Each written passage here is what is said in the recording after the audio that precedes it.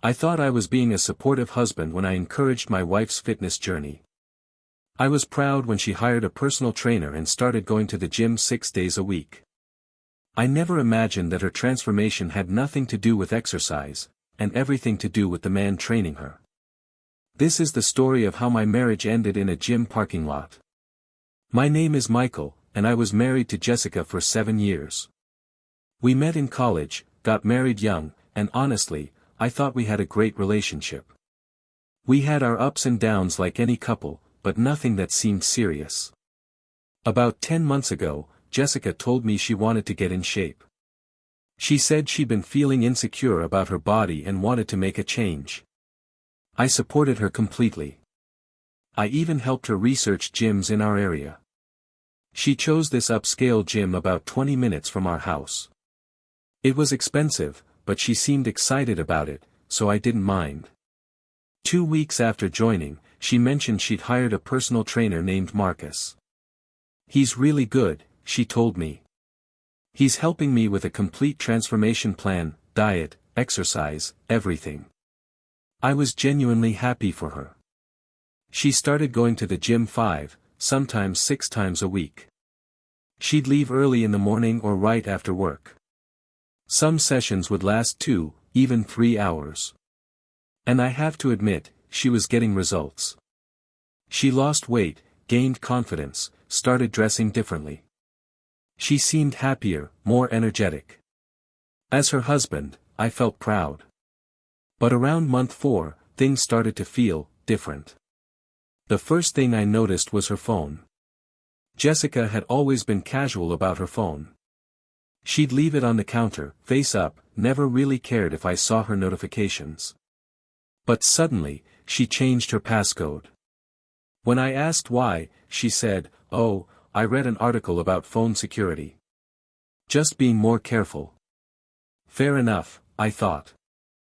Then she started taking calls in other rooms. She'd be in the living room, her phone would ring, she'd glance at it and say, "Oh, it's Marcus, just about tomorrow's workout plan," and then walk into the bedroom and close the door. For a workout plan? That needed privacy. She also started showering at the gym. Every single time. She said it saved time, that she didn't want to come home all sweaty. But we have a perfectly good shower at home, and she'd never had an issue with it before. The lingerie was another thing. She bought new sets, expensive, lacy stuff. I got excited, thinking maybe this new confidence would benefit our relationship. But she never wore them around me. When I asked about them, she'd say, "Oh, they're just for me. They make me feel good under my clothes." Our intimacy had dropped significantly too. She was always too tired from her workouts, or too sore, or she had an early training session the next morning.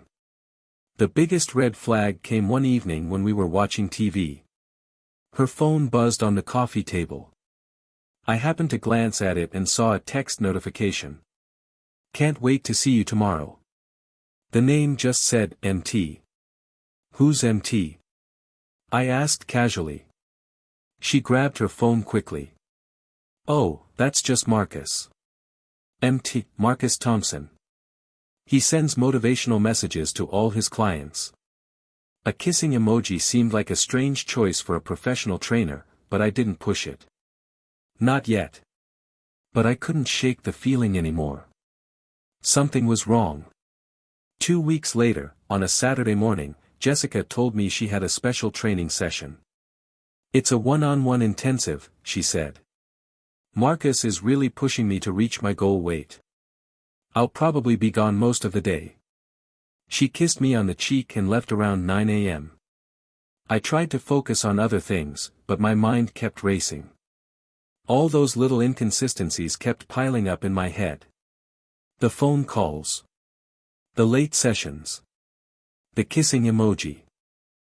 Around noon, I decided to do something I never thought I'd do. I decided to surprise her at the gym with lunch, her favorite salad from that place she loves. I drove to the gym and walked into the lobby with my little takeout bag, probably looking like an idiot with a big smile on my face. "Hi, I'm here to see my wife," Jessica Miller, I told the guy at the front desk. She's in a training session with Marcus. He looked at his computer, clicked around a bit, then looked confused. Jessica Miller? She didn't check in today, sir. Actually. He clicked some more. She hasn't checked in all week. My stomach dropped. Are you sure? Can you check again? I'm certain, sir. Our system tracks every entry. She hasn't swiped her membership card since last Saturday.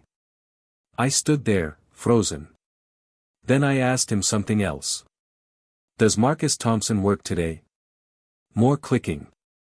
No sir, Marcus isn't scheduled on Saturdays. He only works Monday through Friday. I walked back to my car in a daze. If she wasn't at the gym, where was she? Then I remembered something. About a year ago, we'd shared our phone locations with each other through Find My Friends.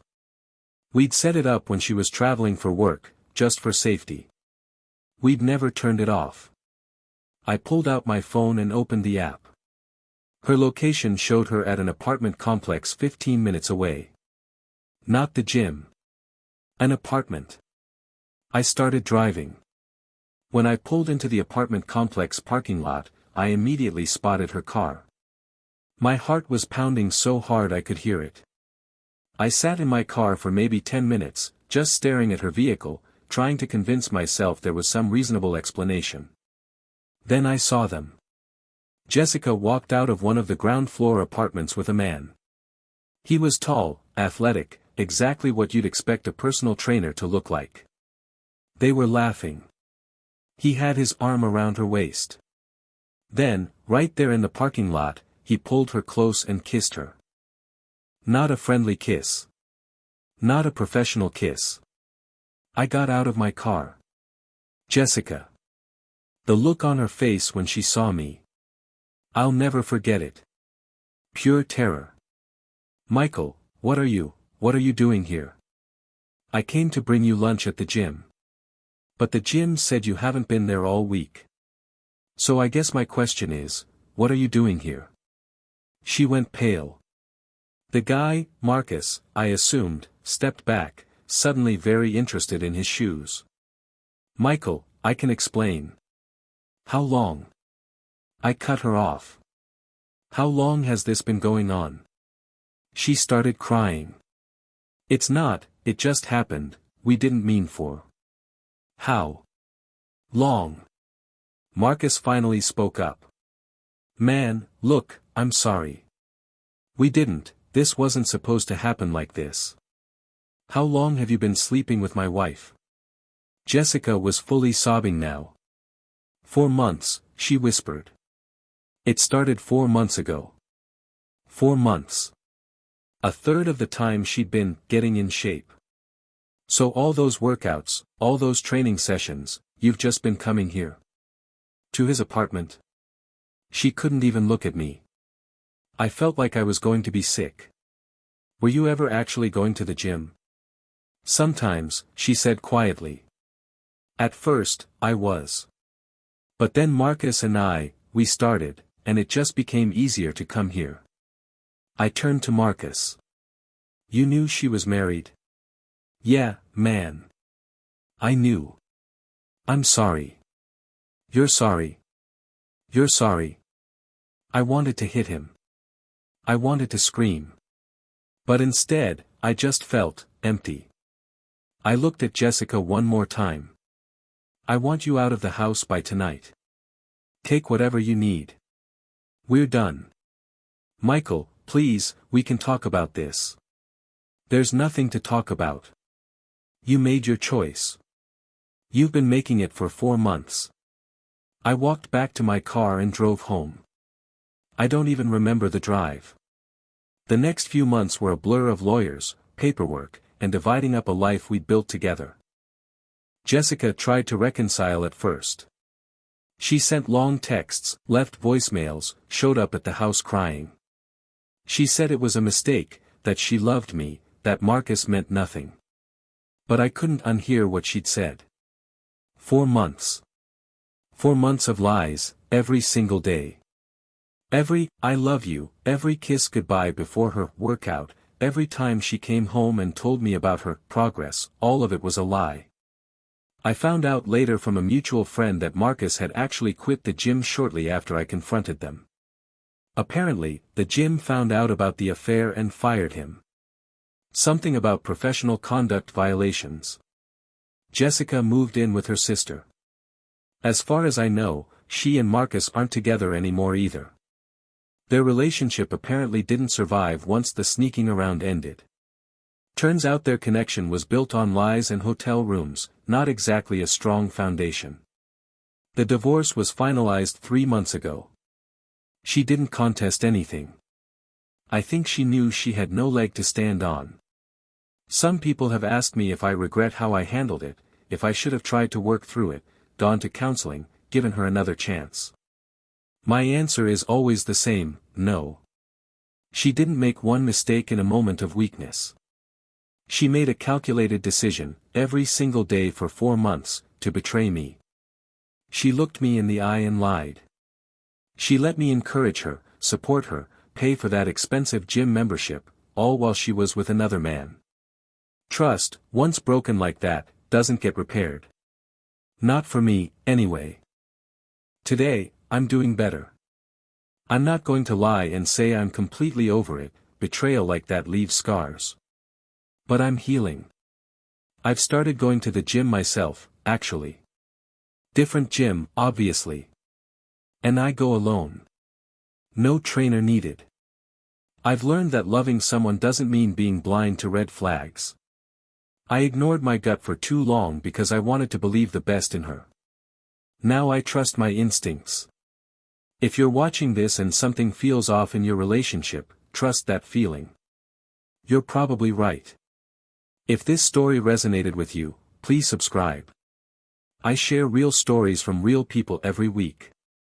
And let me know in the comments, do you think people can come back from infidelity? Or is trust, once broken, broken forever? Thanks for watching.